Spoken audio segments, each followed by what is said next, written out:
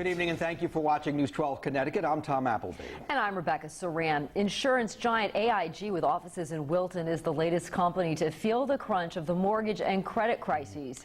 Local business analysts say that even if you don't work in the financial industry, you could feel the effects of another bankruptcy. News 12 Connecticut's Shauna Ryan joins us now. And Shauna, how big a blow could we be in for in this area? Well, Becky, I'm told AIG itself employs about 200 people in our area, and experts tell me that's just a small percentage of the people who work in the financial sector and live here in southwestern Connecticut. They say the ripple effect of the crisis could be significant for the region.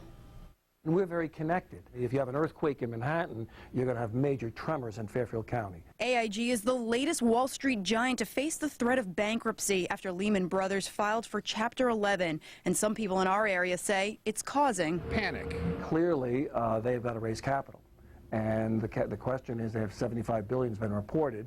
They do have a consortium of banks which is willing to invest, and then they've got to come up apparently with another $20 billion. Joe McGee, vice president of the Business Council of Fairfield County, says if AIG doesn't come up with the cash by Wednesday, potential job losses affecting our area would be significant. In the financial services sector, you have about 39,000. The root of all this problem that we're experiencing now on Wall Street and across the world, really, is what's been called the American housing crisis. Real estate attorney and author Jim Randel says the housing market has to bounce back before the economy can turn around.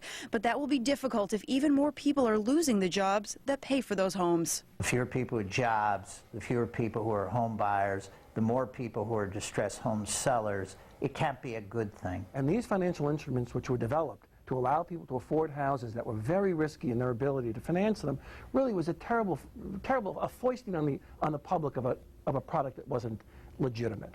And we need to learn from that.